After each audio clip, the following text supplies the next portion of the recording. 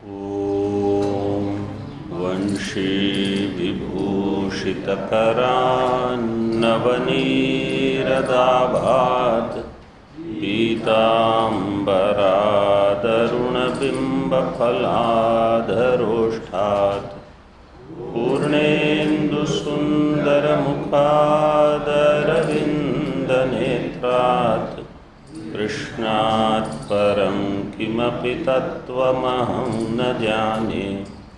शङ्करं शङ्कराचार्यं केशवं बादरायणं सूत्रभाष्यकृतौ वन्दे भगवन्तौ पुनः पुनः। ईश्वरो गुरुरात्मेति मूर्तिभेदविभागिने व्योमवद्व्याप्तदेहाय दक्षिणामूर्तये नमः। ॐ शांति शांति शांति।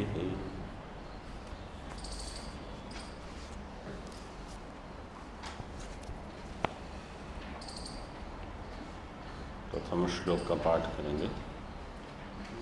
श्री भगवान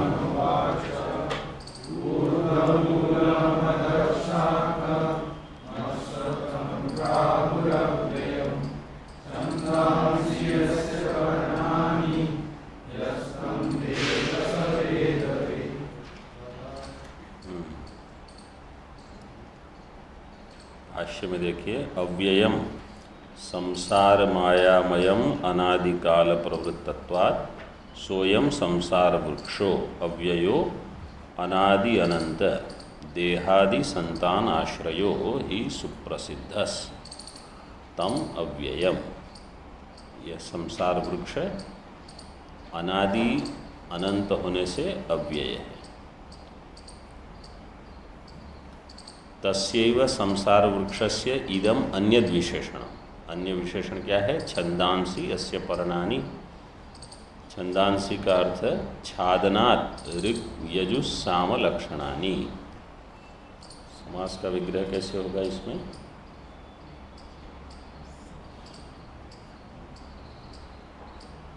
अन्य पद हो जाएगा छंदांसी। अन्य पद है छंदांसी। ऋक् छादनात् छोड़ दीजिए। ऋक् च मतलब पहले तो ऋक् यजु साम को लेकर सामानी बनेगा बहुवचन में। ऋक् च यजु च साम च इति ऋक् यजु सामानी। फिर आगे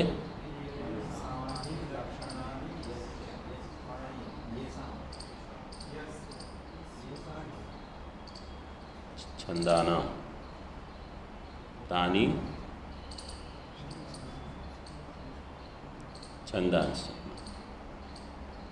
ऋक् यजु साम लक्षण वाले छंद, ऐसे छंद वाला वृक्ष।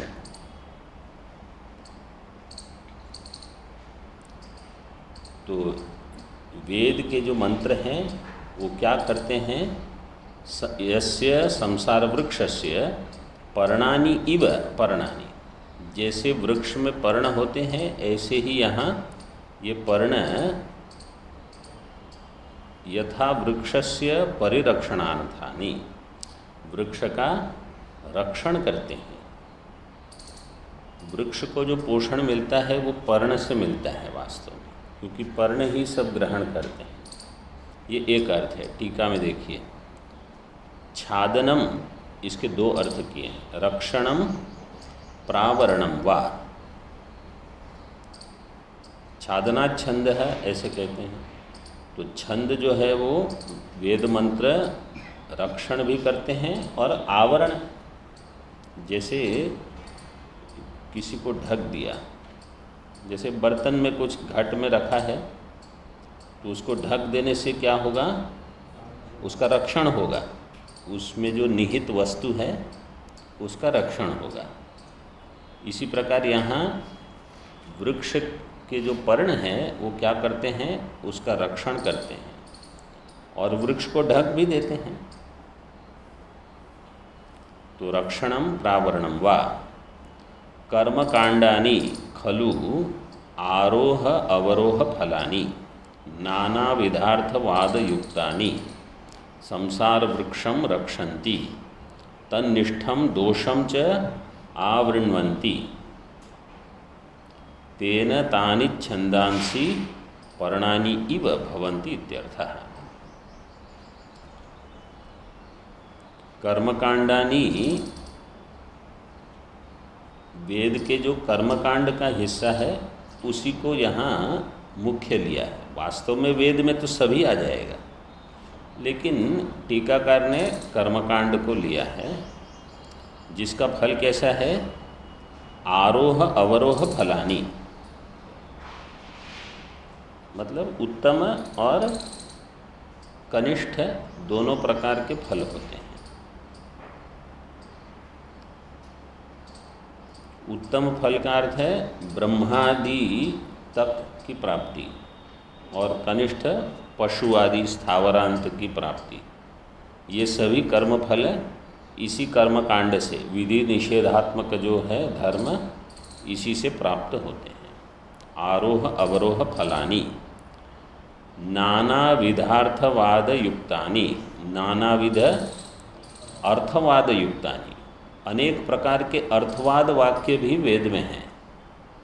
अर्थवाद वाक्यों का फल क्या होता है?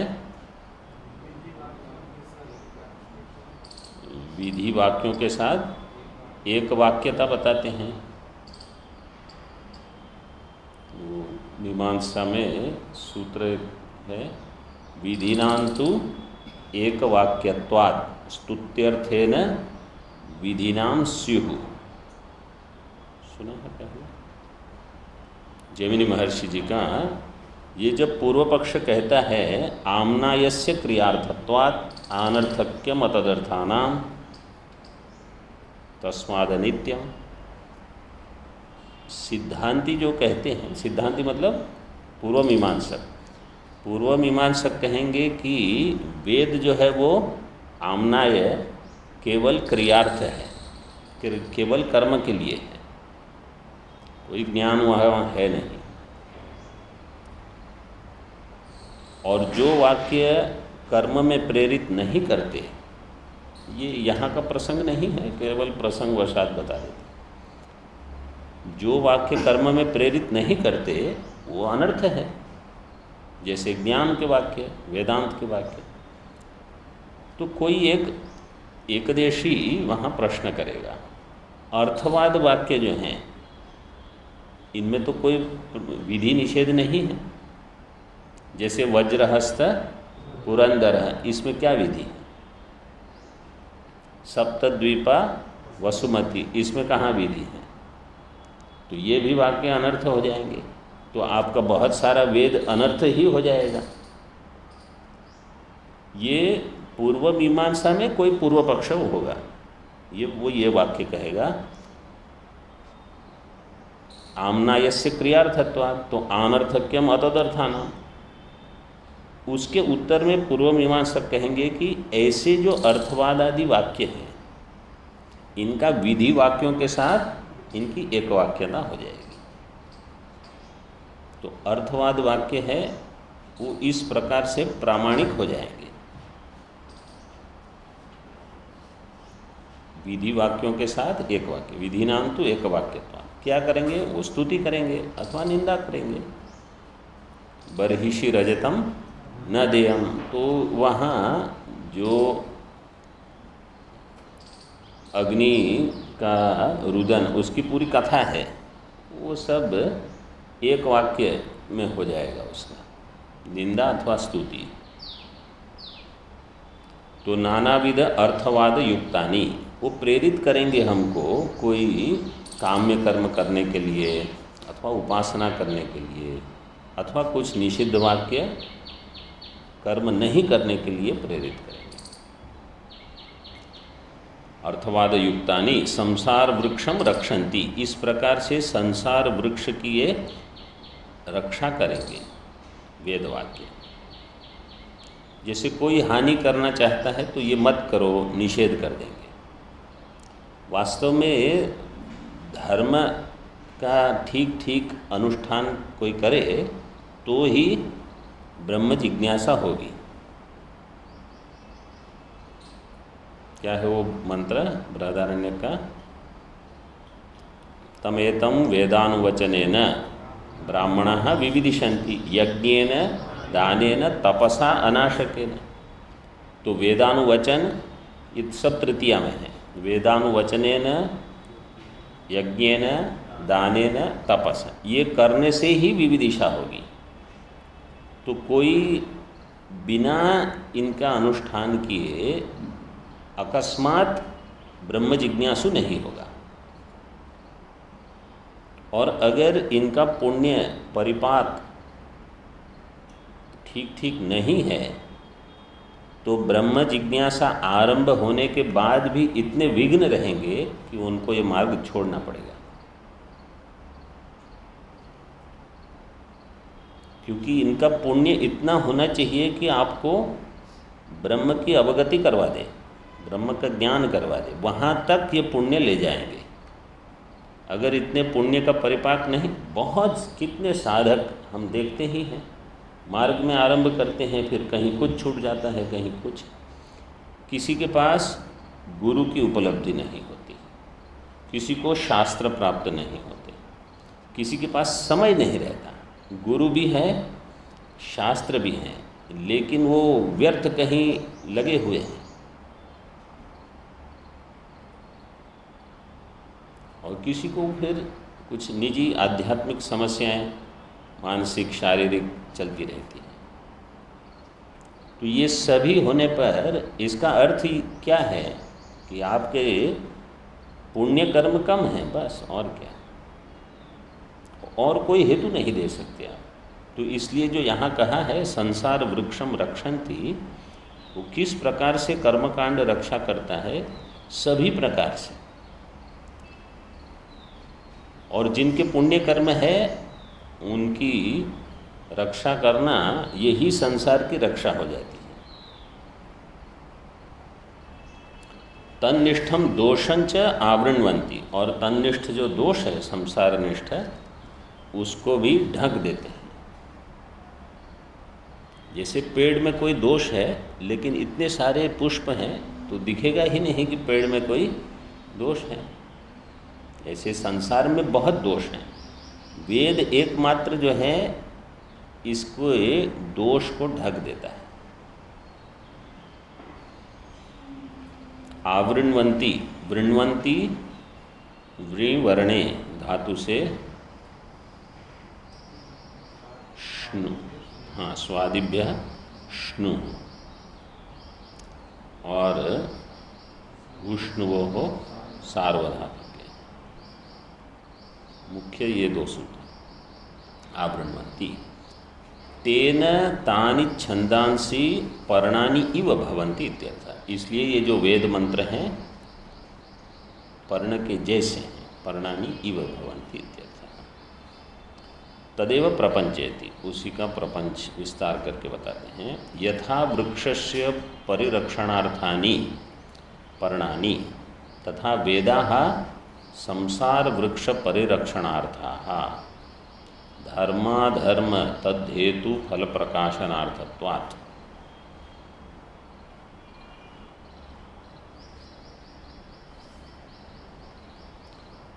जैसे पर्ण संसार के वृक्ष का रक्षण करते हैं, वृक्ष का रक्षण करते हैं, इसी प्रकार वेद संसार वृक्ष का परिरक्षण करते हैं। उक्ते अर्थे हेतुम आह, इसमें हेतु क्या है? धर्माधर्म रक्षण कैसे होगा? धर्म अधर्म के नियम से, और तद हेतु उनका जो हेतु है, और फल धर्माधर्म का हेतु होगा विधि निषेधात्मक कर्म, और फल होगा धर्म का फल सुख, अधर्म का दुख। तो सुख दुख इन सभी का प्रकाशन वेद करते हैं। यह भी एक स्वयं अपने आप में मीमांसा का विषय है। बुद्धि में एक बार स्थिर हो जाए कि अगर कोई सुखी है, इनके कर्म ठीक है, ऐसे नहीं को ये करते हैं वो करते हैं, वो सब सामान्य हेतु है। सुख अगर मिल रहा है तो पुण्य कर्म से ही मिलेगा, और अगर बाहर ऐसा दिखता है कि ये सुखी हैं, लेकिन अगर हमको ऐसा लगता है कि नहीं इन्होंने तो बहुत पाप कर्म किए हैं अथवा करते हैं, तो अंदर ये दुखी ही रहेंगे, बाहर भले सुखी दिखते, क्योंकि इसमें कोई व्यभिचार नहीं है, ये व्याप्ति बिल्कुल अव्यभिचारी है। तो इसलिए अन्य कहीं देखने की आवश्यकता नहीं है। हमें अगर दुख हो रहा है तो आप ये समझ लीजिए कि पाप कर्म थे, अभी उसका नाश हो गया, क्योंकि भोग कर लिया, भोगे न तस्य क्षय। और अगर सुख मिल रहा है तो पुण्य कर्म का क्षय हो रहा है, तभी सुख मिलेगा। तो इसलिए और पुण्य कर्म जुटाते रहना है। इसलिए जो हम पाठ वगैरह करते हैं, पूजा वगैरह में बैठते हैं, आरती में बैठते हैं, ये सब इससे पुण्य होता है। और जो साधारण भी कुछ त्याग हम करते हैं, इससे भी पुण्य होता है, क्योंकि ये तप है, कुछ छोड़ना। बहुत कुछ छोड़ के ही पहुँचे हैं यहाँ तक, लेकिन खास करके ये जो पद प्रतिष्ठा मान सम्मान, इसको भी छोड़ना, ये एक तप है।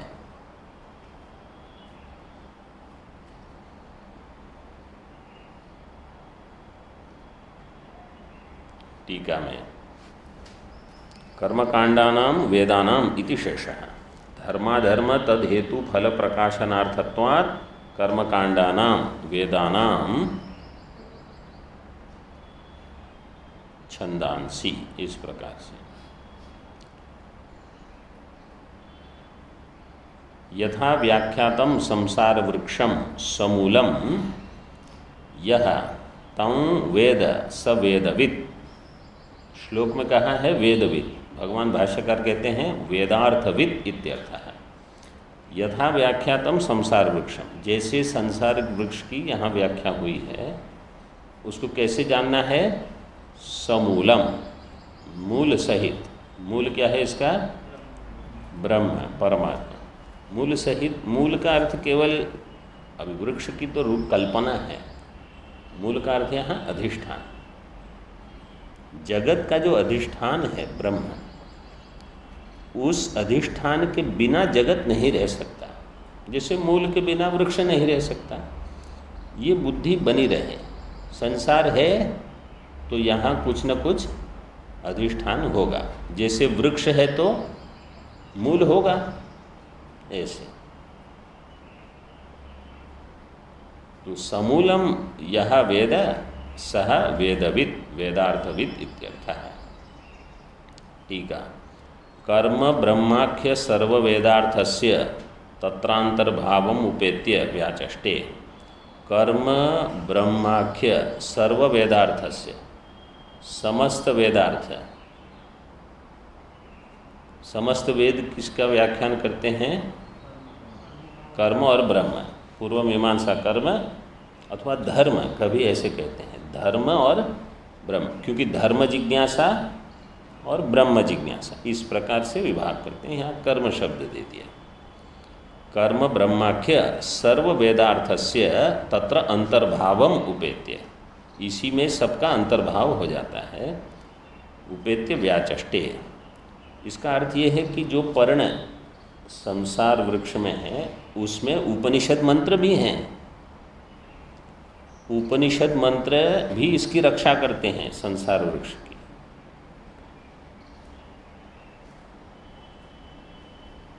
जहाँ कहीं समझो लोग मतलब साधक हैं, लेकिन अभी मार्ग ठीक ठीक प्राप्त नहीं है, तो भटकते हैं। जहाँ सत्संग उपलब्ध हो तो उनको लगता है कि यही विश्राम है। जैसे जगत में जाएंगे फिर से कुछ समस्या। तो यही इस वृक्ष का, इस वृक्ष की शोभा है। संसार में शोभा क्या है? जहाँ सत्संग चलता हो, जहाँ कुछ धर्म होता हो, जहाँ वेदांत इत्यादि का अध्ययन होता हो, संसार में यही शोभा है। बाकी तो कहीं न कहीं बस वही दुख।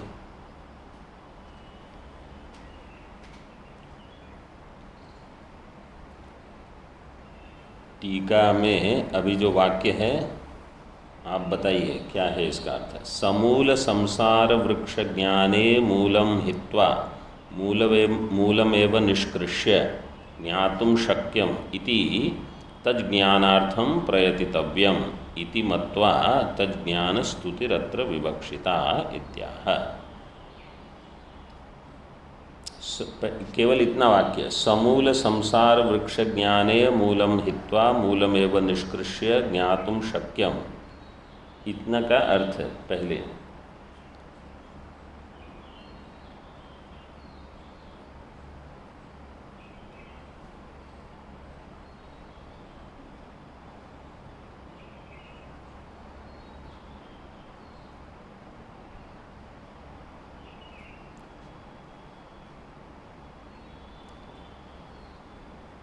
कुछ तो प्रयत्न कोई कर ही सकता है।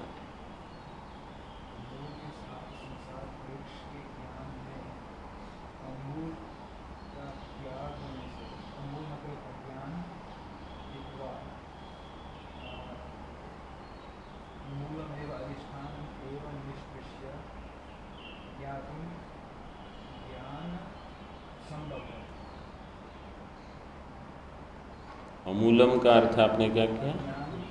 अज्ञान।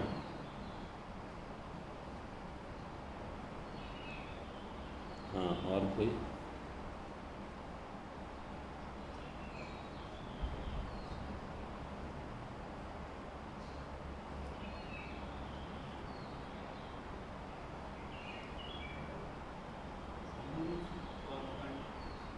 कर्मकांड है,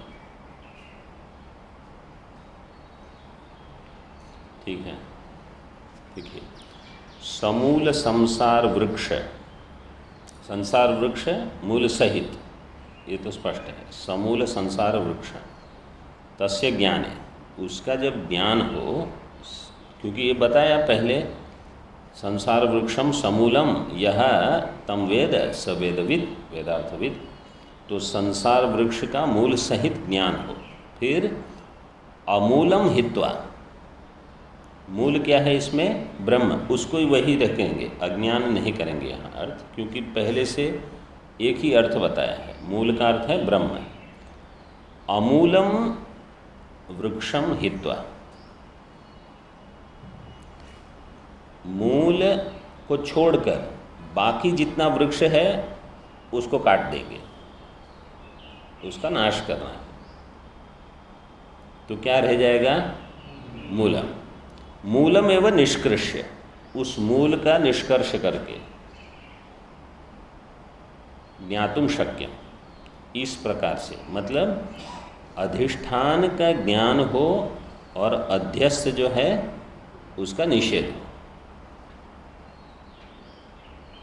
अधिष्ठान का ज्ञान हो और जो अध्यस्त है उसका निषेध हो, ऐसा ये शक्य है। ज्ञातुम शक्य, इस प्रकार से शक्य है। इति, ये स्पष्ट हो गया। हित्वा में ओहाग त्यागे, ही कहाँ से आएगा? जहास्ते त्वी। निष्कृष्य में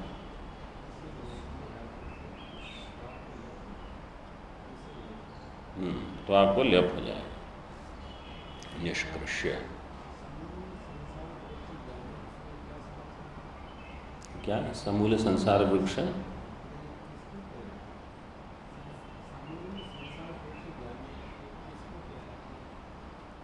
समूल संसार वृक्ष का ज्ञान होने पर, ज्ञाने सती, मूल है ब्रह्म। संसार वृक्ष, क्योंकि संसार वृक्ष जब भी उपलब्ध होगा मूल सहित उपलब्ध होगा। लेकिन आगे जब बताएंगे कि आपको इस संसार वृक्ष को काटना है, असंग शस्त्रेण दृढ़ छित्वा, तो काटेंगे जे तो मूल को छोड़ के काटना है। और यहाँ जो इसकी भूमिका में कहा कि वैराग्य आवश्यक है, तो वैराग्य से छोड़ना है, किसको छोड़ना है? संसार वृक्ष को छोड़ना है। तो समूलम छोड़ेंगे कि अमूलम छोड़ेंगे? अमूलम, इसलिए वो दे दिया अमूलम हित्वा, क्योंकि वैराग्य अन्य ब्रह्म को छोड़ के बाकी सबके प्रति वैराग्य हो और ब्रह्म का फिर ग्रहण हो। निष्कृष्य ज्ञातुम शक्य, मूलम एवं निष्कृष्य ज्ञातुम शक्य। अमूलम वृक्ष ही, वृक्ष अमूलम वृक्षम हित्वा।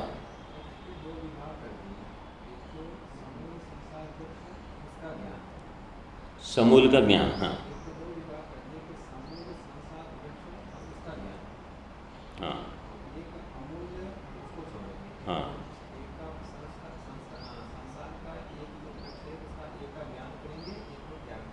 एक को नहीं, उसी को। जो संसार वृक्ष है उसमें पहले तो ये ज्ञान हो कि संसार वृक्ष का जो मूल है वो है ब्रह्म, ठीक है। और संसार का साधारण ज्ञान जैसे अभी यहाँ बताया, और मुख्य ये कि संसार में जो भी प्राप्त होगा वो अनित्य होगा, ये ज्ञान हो जाएगा एक। फिर वृक्ष को अभी छोड़ना है वैराग्य के लिए, तो कितना हिस्सा छोड़ना है इसमें से? अमूलम वृक्षम हित्वा, मूल को रख के बाकी सबको छोड़ना। और फिर मूल का ज्ञान विशेषता है।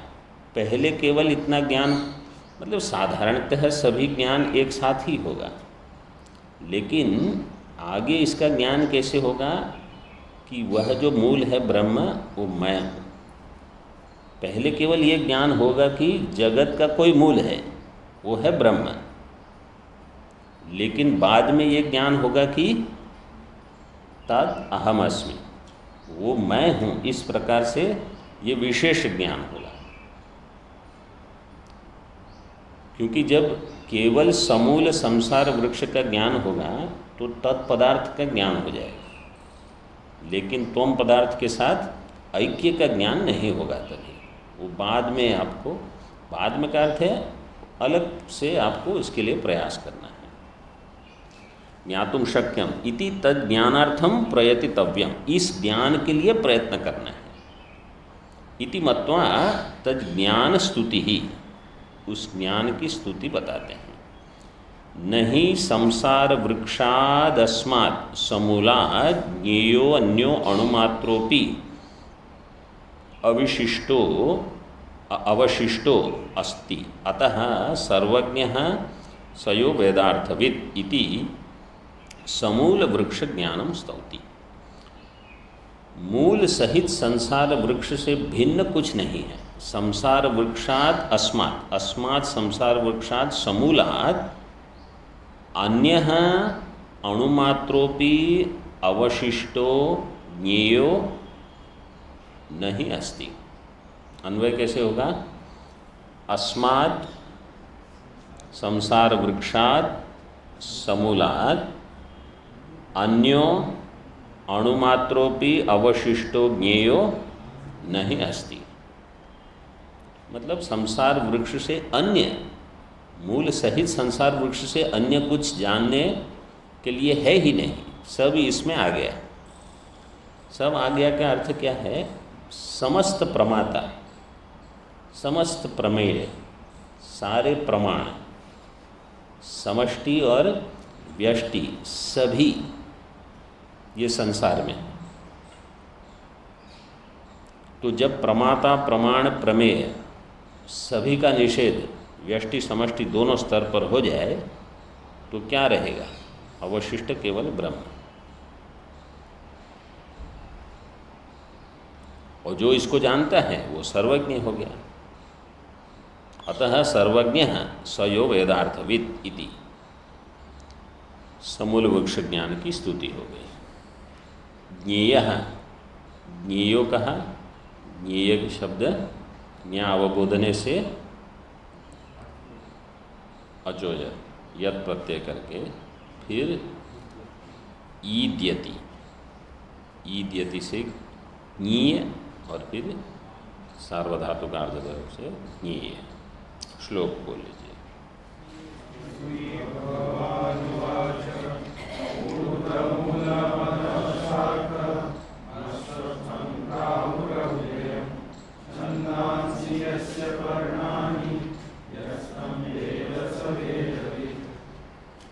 अवयव संबंधिनी अपरा प्रागुक्ता अतिरिक्ता कल्पना इति यावत्।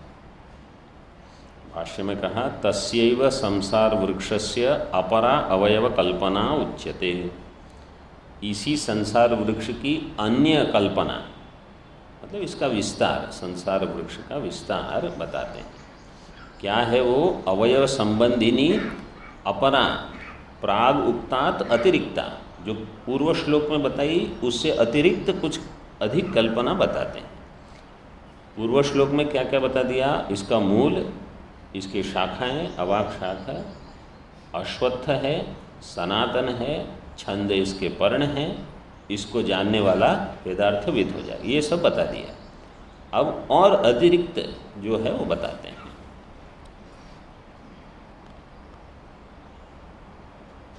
अधश्चोर्ध्वं प्रसृतास्तस्य शाखा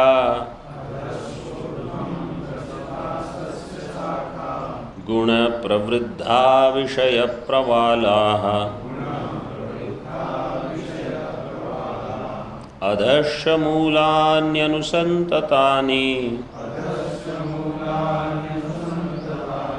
कर्मानुबन्धीनि मनुष्यलोके।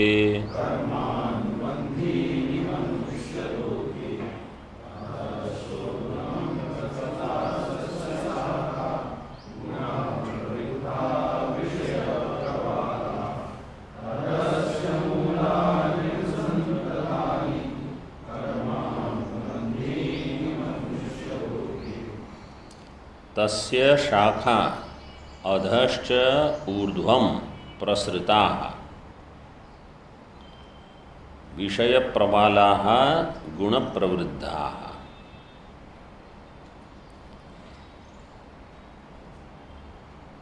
अस्य सभी में लगेगा। अस्य मूलानि अधश्च अनुसंततानि कर्मानुबंधीनि मनुष्यलोके। फिर आगे तृतीय श्लोक में जाएगा।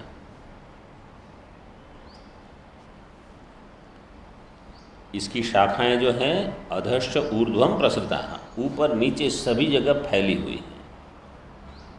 पूर्व में तो आपने कहा ऊपर तो मूल है, अभी यहाँ कहते हो शाखाएं भी ऊपर नीचे हैं। तो मनुष्य लोक से ऊपर नीचे, ऐसे मनुष्य लोक का मापदंड रख के इससे ऊपर भी है और नीचे भी, ब्रह्मादि लोक तक और नीचे स्थावर आदि में। इसके जो विषय हैं, विषय प्रवालाः, विषयाः प्रवालाः इव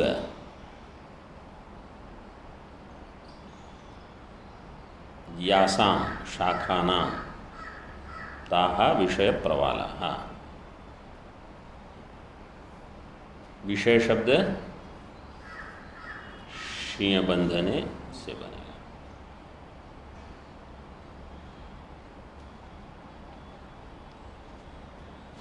विषय प्रवालाः।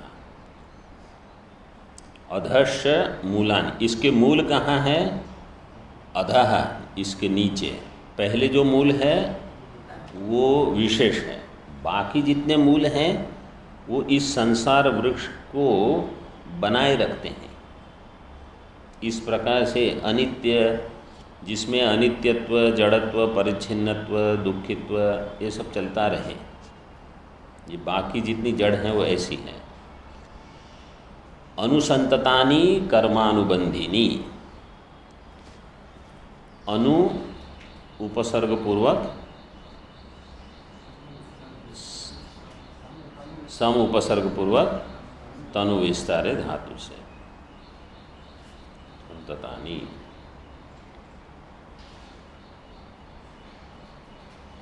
कर्मानुबंधिनी, इसमें क्या क्या पद हैं? कर्मन होगा उपपद, फिर अनु उपसर्ग, कर्म और अनुबंधिनी। कर्मन अनु, बंधिनी में बंध, बंधने में ऋणी, हाँ ऋणी प्रत्यय लगेगा। सुप्य जातो ताच्छिल्य, तो ऋणी प्रत्यय भी है। मतलब शब्द में कितनी चीज़ें एक साथ दी हैं, तो शब्द का ज्ञान जब बढ़ता है तो ये सब देख सकते हैं। स्वामी जी कुछ बोले? हाँ कुछ बोले।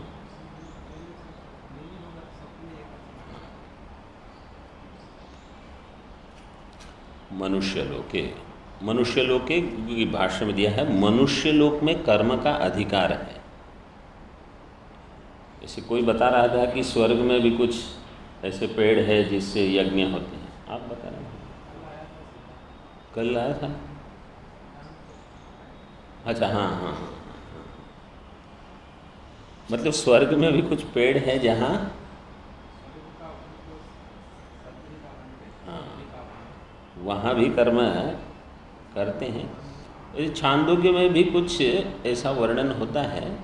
मतलब साधारण, ये ब्रह्म सूत्र में इस पर विचार है, तो साधारणतः मनुष्यों का कर्म में अधिकार है। जैसे कहीं पुराण में कथा आती है कि देवताओं ने कुछ यज्ञ किया और इंद्र ने देखा फिर सिर काट दिया, मतलब कुछ तो कर्म हुआ ही होगा, लेकिन साधारणतः मनुष्यों का अधिकार है, इसलिए मनुष्य लोके शब्द दिया है। टीका में देखिए, आ मनुष्य लोकाद आविरंचेर इति अध शब्दार्थम आह। अध, अधश्चोर्ध्वम कहा तो अध शब्द का अर्थ क्या किया? आ मनुष्य लोकाद आविरंचे है, तेन विना तेन सह। क्या यहाँ किसमें सूत्र क्या है? आंग मर्यादा वचने। अभी यहाँ किस अर्थ में होगा? मनुष्य लोक सहित की, मनुष्य लोक को छोड़ के सहित है, तेन सह। इसी प्रकार विरंची, वो भी तेन सह। तो मनुष्य लोक से लेकर ऊपर ब्रह्मा जी तक, और दोनों लोक को लेकर, छोड़ के नहीं। अधो मनुष्यादिभ्यो, टीका में तस्मादेव आरभ्य आसत्यलोकात् इति ऊर्ध्व शब्दार्थम आह। वहाँ से आरंभ करके, तस्मादेव आरभ्य आसत्यलोकात्, सत्यलोक तक, यावत् स्थावरम ऊर्ध्वंच मनुष्यादिभ्य यावत् स्थावरम, ये हो गया नीचे। देखिए श्लोक में क्या पद है? पहला अधश्च ऊर्ध्वम, ठीक है। तो अधः कहाँ से? मनुष्यादिभ्य अधः, अधः में क्या क्या आ जाएगा? स्थावरम, नीचे तक यावत् स्थावरम, और ऊर्ध्वम यावत् ब्रह्मा। ये जो अध्याय है ना, हम तो रोज पाठ करते हैं, तो रोज पाठ करते समय तो अन्न क्षेत्र में इसमें से कुछ अगर स्मरण में आ जाए, ये जो भाष्य टीका, ये जो विचार यहाँ चल रहा है, तो वही प्रयोजन है ये अध्ययन का। ऐसा न हो कि जब वहाँ पाठ करते हैं तो इसमें से कुछ याद नहीं होना चाहिए, और जब यहाँ अध्ययन करते हैं तो केवल इसी चार दीवार के अंदर, बाहर गए तो फिर कोई लाभ नहीं। जब जब हम 15वां अध्याय पढ़ते हैं, पाठ करते हैं, तो इसमें से कुछ तो स्मरण में आ ही सकता है, बजाय इसके कि क्या सब्जी होगी क्या रोटी होगी। वो आवश्यक, वो तो जो है वो आएगा ही आएगा।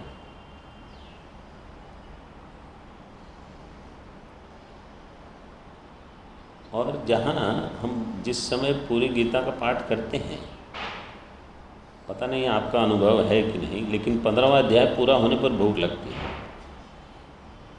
क्यों? क्योंकि अभ्यास हो गया है कि 15वें अध्याय के बाद कुछ मिलेगा। अब यहाँ तो 18 अध्याय तक केवल पारायण ही करना है, लेकिन ये संस्कार जैसे बने हैं ना, उसी प्रकार से उद्बोधन होगा।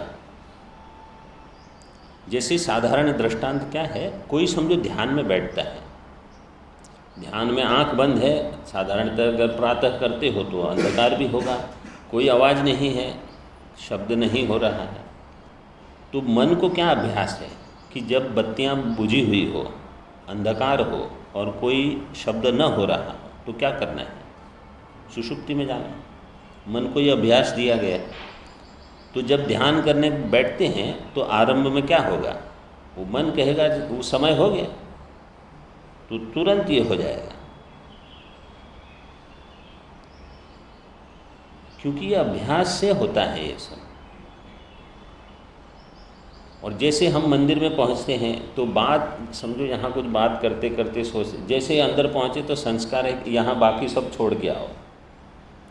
तो संस्कार का उद्बोधन अगर ठीक हो रहा है तो उसका लाभ भी है,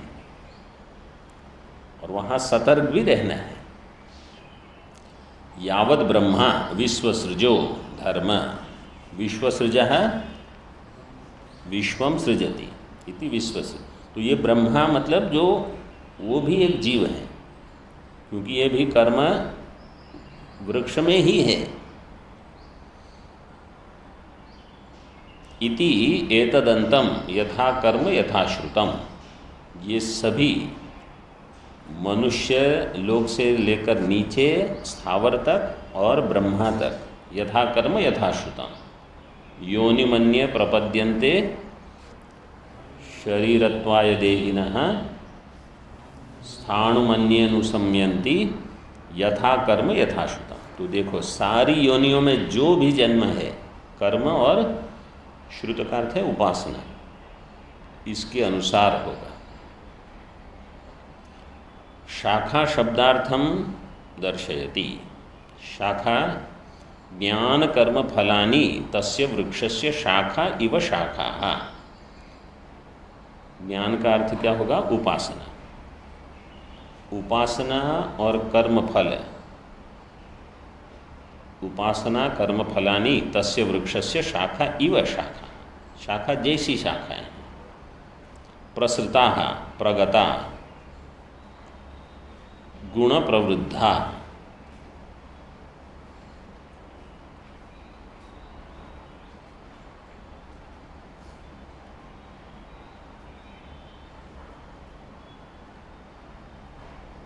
गुण से प्रवृद्ध है, गुण ही सत्वरजस्तमो भी प्रवृद्धा स्थूलीकृता।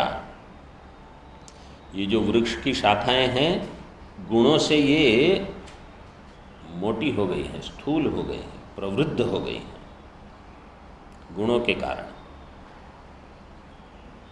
स्थूलीकृता। उपादान भूतई ही, उपादान भूतई ही का अन्वय किसके साथ होगा? गुणे ही। हाँ, क्योंकि आगे जो विषय प्रवाला ये अलग है।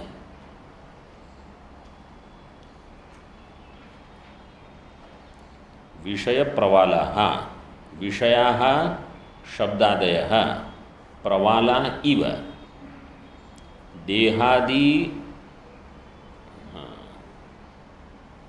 ये यथा प्रतीक जो टीका में है, अच्छा, यथा कर्म यथा श्रुतम के लिए है ज्ञान। ज्ञान इति, ज्ञान प्रतीक जो है वो तो ज्ञान कर्म फलाने के लिए है, ठीक है। इसके बाद यथा प्रतीक किसके लिए है?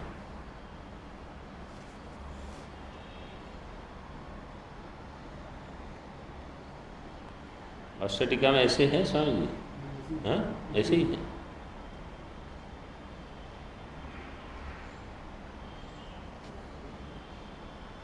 यथा प्रतीक कहीं छूटा तो नहीं, यथा कर्म यथा श्रुतम तो पहले है।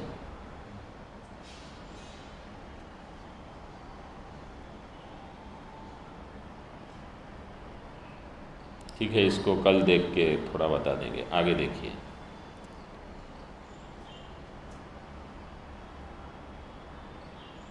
टीका में कहा तेषाम हेतु अनुगुणत्वेन बहुविधत्वं सूचयति यथा कर्म यथा श्रुतम। प्रत्यक्षाणां शब्दादि विषयाणां प्रवालत्वं शाखासु पल्लवत्वं। शाखाओं में जो नए नए पुष्प आते हैं अथवा नई नई शाखाएं निकलती हैं, ये सब प्रवाला है। शब्दादि विषयाणां, प्रत्यक्षादि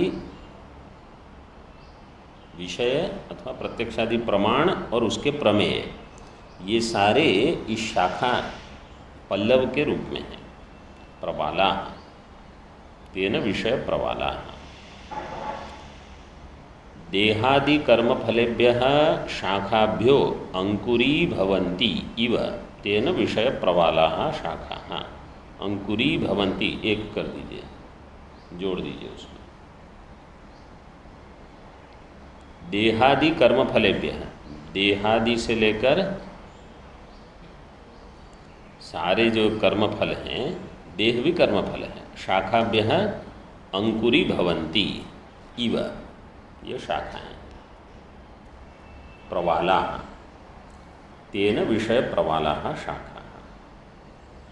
ओम पूर्णमदः पूर्णमिदं पूर्णात् पूर्णमुदच्यते पूर्णस्य पूर्णमादाय पूर्णमेवावशिष्यते।